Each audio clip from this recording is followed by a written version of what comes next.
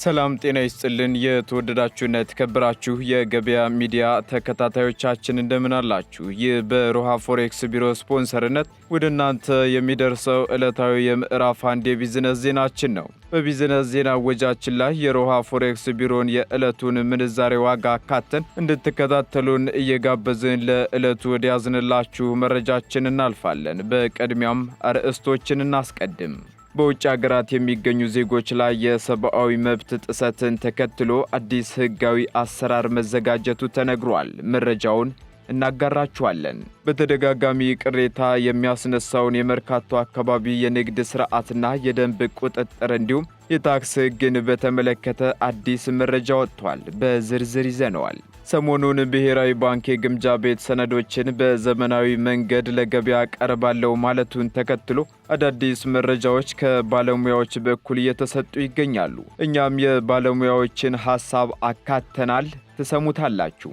አነጋጋሪ የነበረው የአየር መንገድ በራሪ ታክሲ ወደ ሥራ የሚገባበት አቋም ላይ መሆኑ ተገልጿል የሚሉትንና ሌሎች የተመራረጡ የቢዝነስ መረጃዎቻችንን አካተን ይዘንላችኋል። እስከ መጨረሻው ትከታተሉን ዘንድ እየጋበዝን በዝርዝር ወደ ያዝንላችሁ መረጃዎቻችን እናልፋለን።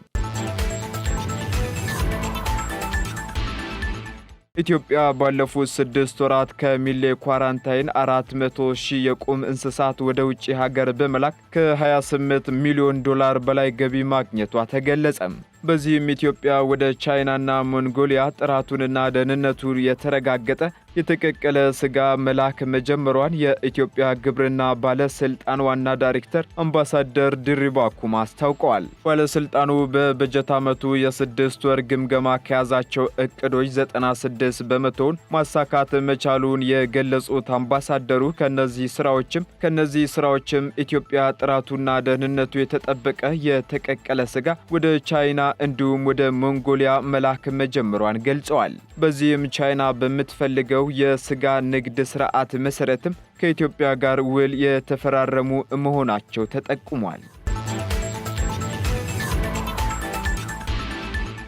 የነዳጅ ማደያዎች ነጭ ጋዝን በብረት ጀሪካን ካልሆነ አንሸጥም ማለታቸው ተሰማም። የነዳጅ ማደያዎች ነጭ ጋዝን በብረት ጀሪካን ካልሆነ አንሸጥም ማለታቸው ተገልጋዮችን እንዲገለሉ እያደረገ ነው ተብሏል። የአዲስ አበባ ንግድ ቢሮ ሕገወጥነቱን ለመቆጣጠር ሲባል ማደያዎች ነዳጅን በፕላስቲክ የውሃ ማሸጊያና ጀሪካን እንዳይሸጡ ተደርጓል ብሏል። ከአንድ ወር በላይ በሆነ ጊዜ የነዳጅ ማደያዎች ነጭ ጋዝን በብረት ጀሪካን ካልሆነ አንሸጥም በማለታቸው የዕለት ከዕለት ኑሯቸው ላይ ችግር እንደፈጠረባቸው ነዋሪዎች ቅሬታቸውን አሰምተዋል። የኤሌክትሪክ ማብሰያ የሌለውና በተለይ ደግሞ መብራት በተደጋጋሚ የሚጠፋበት አካባቢ የሚኖር ሰው ቡታ ጋዝ ለመጠቀም ነጭ ጋዝ አስፈላጊ ነው የሚሉት ነዋሪዎቹ የነዳጅ ማደያዎች ጋር ሊገዙ በሄዱበት ወቅት በብረት ጀሪካን ካልሆነ በፕላስቲክ ጀሪካን አንሸጥም መባላቸውን ተናግረዋል። በመሆኑም የተጠየቀውን የብረት ጀሪካን ለመግዛት ብንፈልግም በአሁኑ ወቅት ገበያ ላይ ባለመገኘቱ እየተቸገርን ነው ሲሉ አክለዋል። ከዚህ በፊት የነዳጅ ማደያዎቹ አልፎ አልፎ ብቻ የሚከለክሉበት አግባብ ነበረ።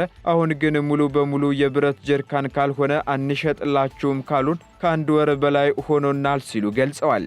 ጉዳዩን ተከትሎ የአዲስ አበባ ንግድ ቢሮ በሰጠው ምላሽም ነጭ ጋዝን ማደያዎች በአሁኑ ወቅት በብዛት እንደማይዙ የጠቀሰ ሲሆን ነገር ግን የነዳጅ እጥረቱን በመጠቀም በነጭ ጋዝ ስም ናፍጣን ጨምሮ በተለይም ቤንዚንን በፕላስቲክ መያዣዎች በመሸጥ ለሕገ ወጥነት ተጋላጭ እያደረጉት ነው ብሏል። በመሆኑም ሕገ ወጥነቱን ለመቆጣጠር ሲባል ማደያዎች ነዳጅን በፕላስቲክ ውሃ መያዣና በፕላስቲክ ጀሪካን እንዳይሸጡ መደረጉንም አስታውቀዋል። የብረት ጀሪካን የተባለውም ገበያ ላይ መጥፋቱን በሚመለከት መረጃ እንደሌለው የገለጸው ቢሮ የማጣራት ሥራ እንደሚሰራም ጨምሮ ገልጿል።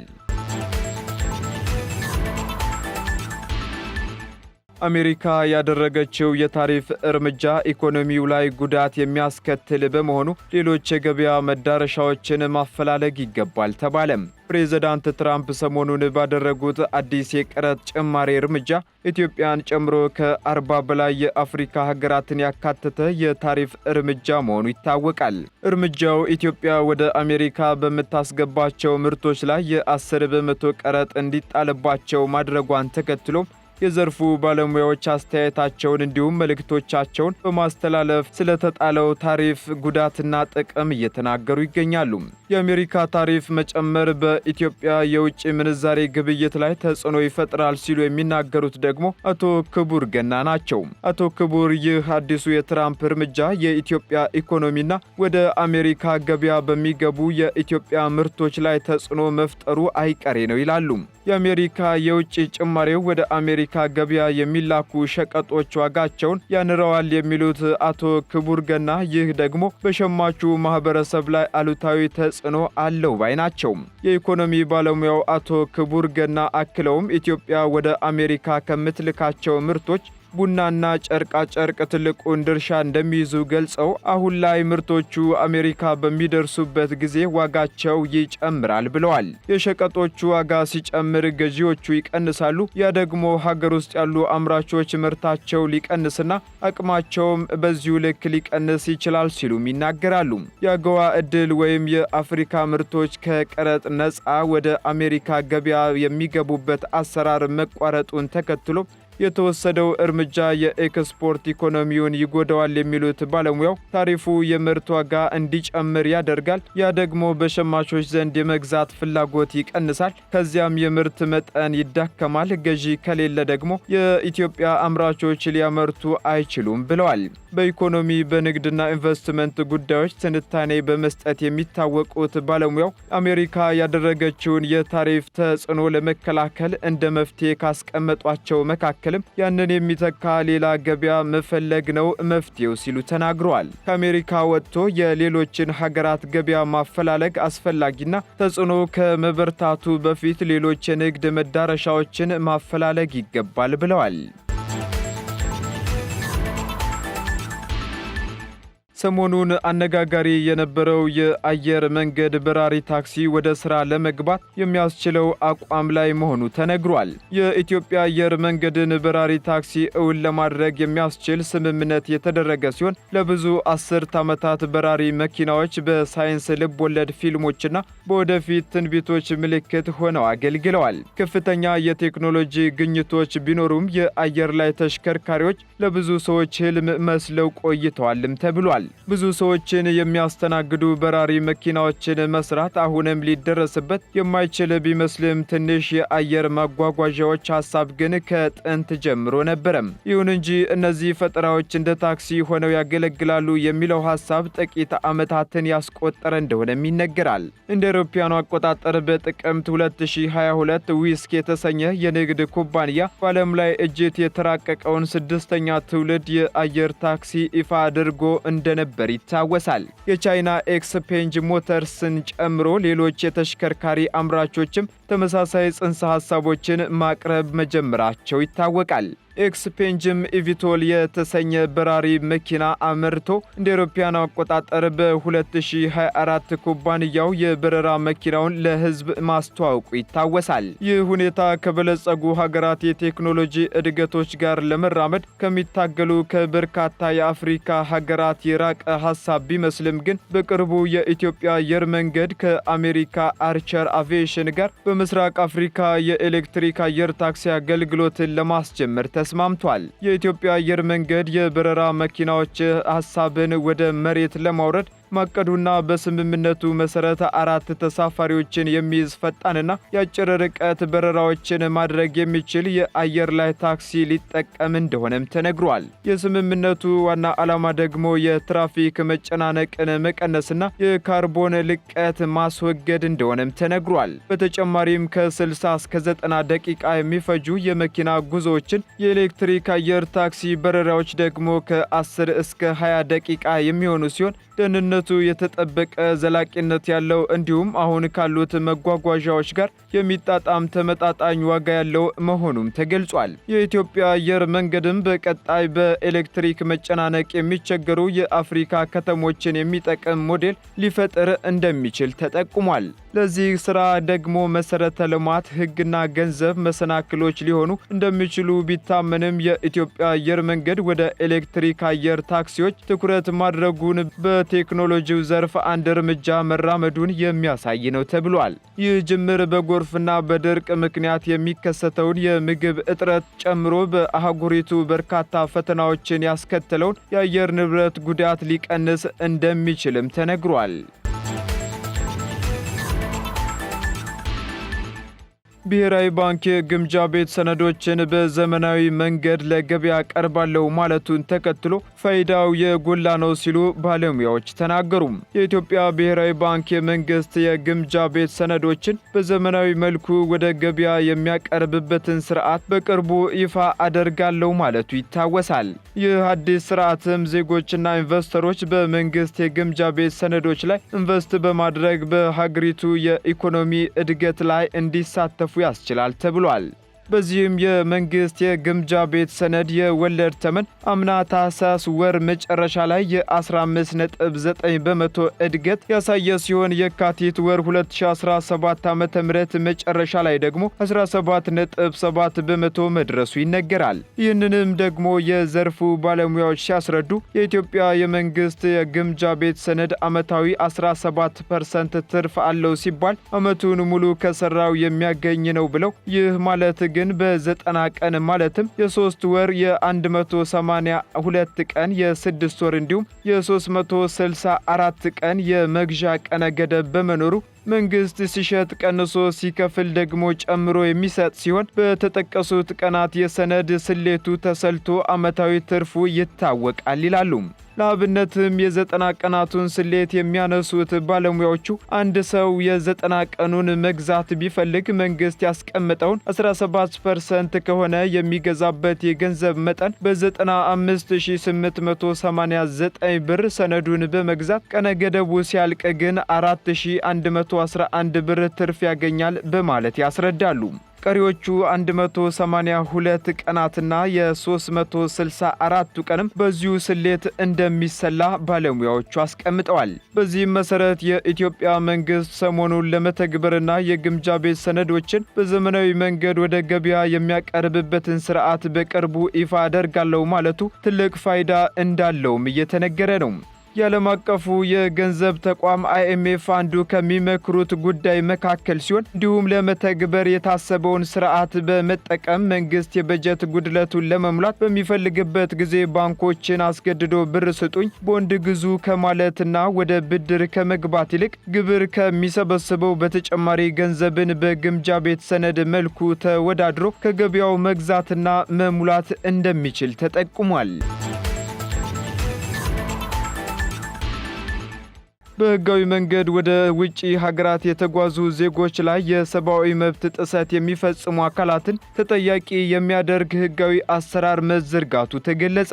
በህጋዊ መንገድ በተለያዩ ሙያና ክህሎት ሰልጥነው ለስራ ወደ ውጪ ሀገራት የሚላኩ ኢትዮጵያውያን የስራ ሰዓታቸውና ሰብአዊ መብታቸው ተጠብቆላቸው እየሰሩ እንደሚገኙ የስራና ክህሎት ሚኒስቴር አስታውቋል። በዚህም ዜጎች በሙያቸው በተለያዩ የዓለም ሀገራት ላይ ተሰማርተው በህጋዊ መንገድ እንዲያገለግሉ የማድረግ እንቅስቃሴው ተጠናክሮ እንደሚቀጥል በስራና ክህሎት ሚኒስቴር የስራ ገበያ መረጃ ስርዓት ፕሮጀክት ጽህፈት ቤት ኃላፊ ብርሃኑ አለቃ ተናግረዋል። አብዛኞቹ ተቀጣሪዎች በጥሩ ሁኔታ ላይ ቢሆኑም የመብት ጥሰት ሲፈጸምባቸው ሪፖርት እያደረጉ ፍትህ እንዲያገኙና ካሳ እንዲከፈላቸው የሚያደርግ ህጋዊ አሰራር ተዘርግቷል ብለዋል። ኃላፊው አክለውም ተቋሙ ከኢትዮ ቴሌኮም ጋር የተሳሰረ የአደጋ ጊዜ ጥቆማ መስጫ መተግበሪያ የተዘጋጀ ሲሆን መተግበሪያውን በመጠቀም መብታቸው እንደተጣሰ ሪፖርት ያደረጉ ግለሰቦች ካሳና ፍትህ ማግኘታቸውን ተናግሯል ሲል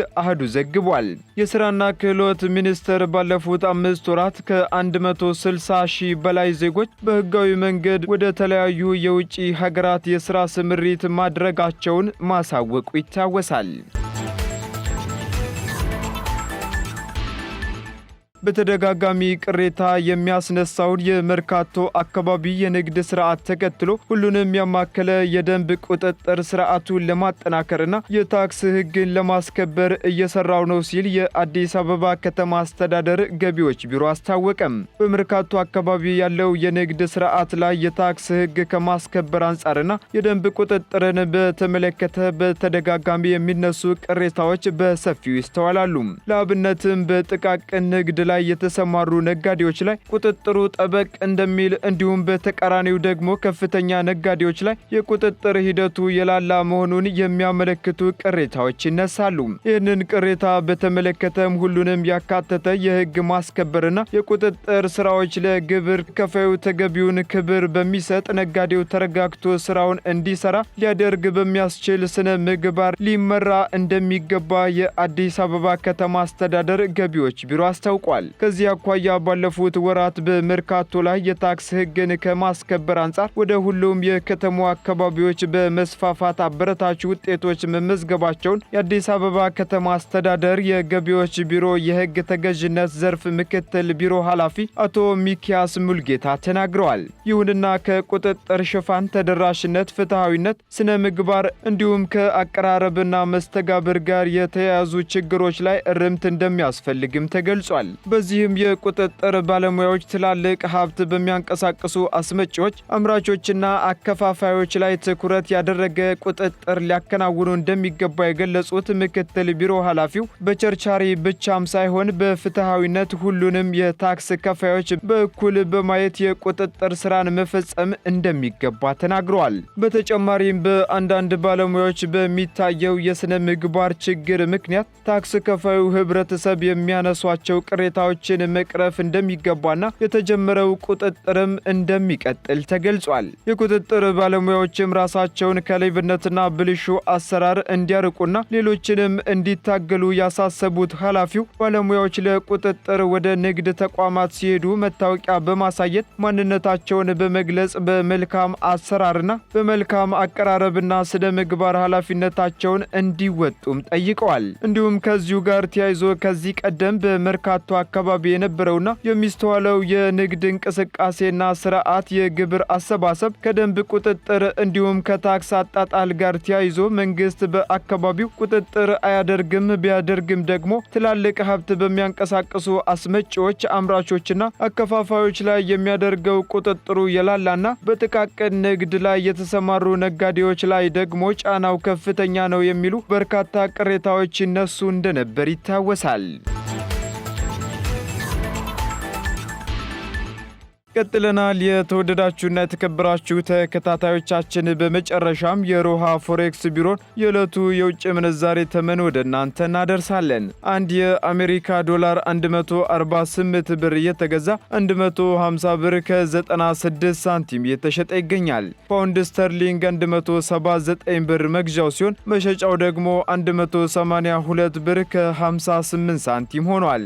ዩሮ እንዲሁ 157 ብር መግዣው ሲሆን መሸጫው ደግሞ 160 ብር ከ14 ሳንቲም ሆኗል። እንዲሁ ስዊስ ፍራንክ 188 ብር እየተገዛ 161 ብር ከ16 ሳንቲም እየተሸጠ ነው። የተባበሩት አረብ ኤምሬት ድራም 39 ብር መግዣው ሲሆን መሸጫው ደግሞ 39 ብር ከ78 ሳንቲም ሆኗል። የሳውዲ ሪያል እንዲሁ 38 ብር እየተገዛ 38 ብር ከ76 ሳንቲም እየተሸጠ ይገኛል። የቻይናው ዩዋን ደግሞ 20 ብር እየተገዛ 20 ብር ከ40 ሳንቲም እየተሸጠ መሆኑን የዕለቱ የውጭ ምንዛሬ ተመን መረጃ ያመላክታል። የተወደዳችሁና የተከበራችሁ ተከታታዮቻችን ለሰዓቱ ያዝንላችሁ የምዕራፍ 1 የቢዝነስ መረጃዎቻችን እነዚሁን ይመስሉ ነበር። አዳዲስና ትኩስ የቢዝነስ መረጃዎችን ለማግኘት ታዲያ የገበያ ሚዲያን እንድትወዳጁ እንጋብዛለን። መልካም ጊዜን ተመኘን።